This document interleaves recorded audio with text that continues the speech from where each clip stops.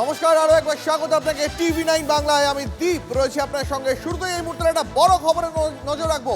রাজ্যে আসছেন আরো 2000 মাইক্রো অবজারভার। এই মুহূর্তের বড় খবর, ভোটমুখী বাংলায় রাজ্যে আসছেন আরো 2000 মাইক্রো অবজারভার।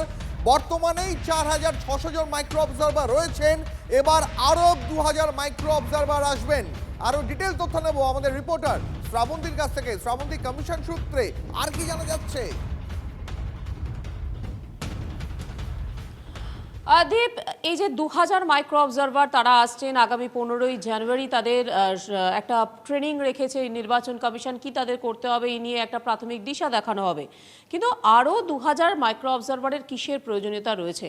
যে 94 লক্ষ এই মুহূর্তে হিয়ারিং করা হবে বলে কমিশনের পক্ষ থেকে জানানো হয়েছে, কোথাও গিয়ে কি তাহলে সেই সংখ্যাটা আরও বাড়ছে? তার জন্যই এই মাইক্রো অবজারভার বাড়ছে। তার কারণ এই মুহূর্তে মাইক্রো অবজারভার এবং ইআরও একসঙ্গে তারা এই হিয়ারিংটা করছেন। আরও যদি মাইক্রো অবজারভার থাকে, নিশ্চিত একটা টেবিলে আরও একজন মাইক্রো অবজারভার এক্সট্রা বসবেন না? তাহলে কি আরও কোথাও গিয়ে এই সংখ্যাটা বাড়ানোর জন্য এই হিয়ারিংয়ের সংখ্যাটা বাড়ছে? একই সঙ্গে এই প্রশ্নটা যেরকম থাকছে, আরও একটা প্রশ্ন আসছে, গত শনিবার মাইক্রো অবজারভারদের উপরে কড়া পদক্ষেপ নেওয়া হবে যদি তাদের কোনো ভুলভ্রান্তি থাকে, এই মর্মে একটি নোটিফিকেশন জারি করা হয়েছিল। এক্ষেত্রে একটা প্রশ্ন উঠছে যে যারা একেবারে নতুন মাইক্রো অবজারভার, তারা মাত্র একদিন ট্রেনিং নিয়ে বাদবাকি হিয়ারিংয়ে কিভাবে যাবেন, কিভাবে গোটা বিষয়টা তারা বুঝবেন, এই প্রশ্ন উঠছে। একই সঙ্গে যারা এই মাইক্রো অবজারভারের দায়িত্ব পাচ্ছেন, এতদিন পর্যন্ত দেখা গেছে মোস্ট অফ দ্য কেসেস অন্তত 90% ক্ষেত্রে পুরুষ যারা, তাদেরকেই এই ধরনের সিচুয়েশনে পাঠানো হয়েছে। কিন্তু এত 2000 যখন এই মাইক্রো অবজারভারের সংখ্যা গোটাটা 6600 পরিণত হচ্ছে, সেক্ষেত্রে বলা যেতে পারে বহু মহিলা মাইক্রো অবজারভারকে কিন্তু আপাতত ডিউটি পেতে হবে এবং ডিউটি দেওয়া হবে কমিশনের পক্ষ থেকে। এক কথায় বলা যেতে পারে এই শুনানি পর্বকে সব থেকে বেশি গুরুত্ব দিতে চাইছে নির্বাচন কমিশন। শ্রাবন্তী, অনেক ধন্যবাদ।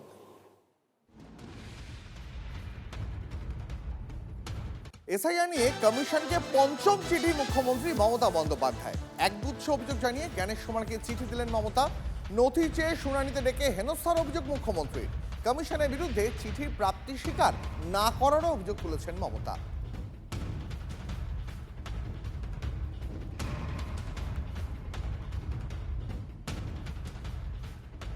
মমতা বন্দ্যোপাধ্যায় যা কিছু বলছেন রাস্তায় দাঁড়িয়ে মাইক্রোফোন হাতে নিয়ে বলছেন, তারপর আবার চিঠি দিচ্ছেন কেন, সেটাই তো আমরা বুঝতে পারছি না। যেভাবে DG, ADG, CP, chief secretary, home সেক্রেটারিকে নিয়ে রাস্তায় দাঁড়িয়ে উনি মাইক্রোফোনে বলছেন চোঙা ফুঁকে, তারপরে তো উনি মাটিতে নেমে এসেছেন, উনি এখন রাস্তায়। ওসব কি বলছেন না বলছেন যাদের চিঠি দিচ্ছেন তারা বুঝবে। কিন্তু মুশকিল হচ্ছে, একটা জিনিস পরিষ্কার, যে নিজের যদি ডিগনিটি কেউ নিজে না রাখতে পারে, তাহলে সর্বভারতীয় ক্ষেত্রে না, সারা পৃথিবীতেই বোধহয় একই অবস্থা হয়।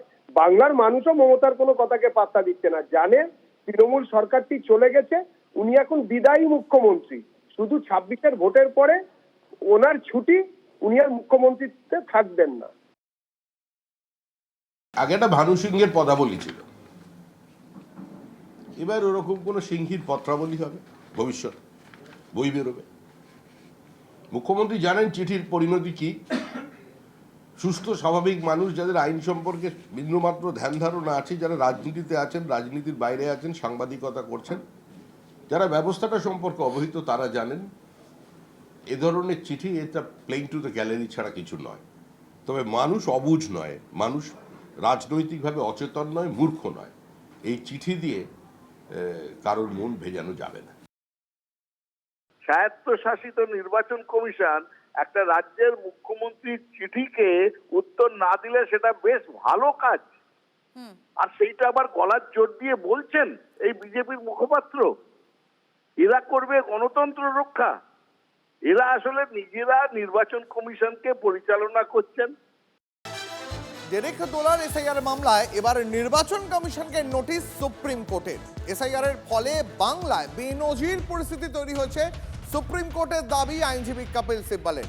হোয়াটসঅ্যাপের মাধ্যমে কমিশন নির্দেশ দিচ্ছে, তথ্যগত অসঙ্গতির নামে বহু মানুষকে নোটিশ দেওয়া হচ্ছে। সুপ্রিম কোর্টের দাবি ডেরেক দোলার আইনজীবীর। জবাব দিতে 2 সপ্তাহ সময় চাইল নির্বাচন কমিশন। যদিও 1 সপ্তাহ সময় দিল সুপ্রিম কোর্ট। আগামী সোমবার ফের শুনানি জানিয়ে দিল প্রধান বিচারপতির বেঞ্চ।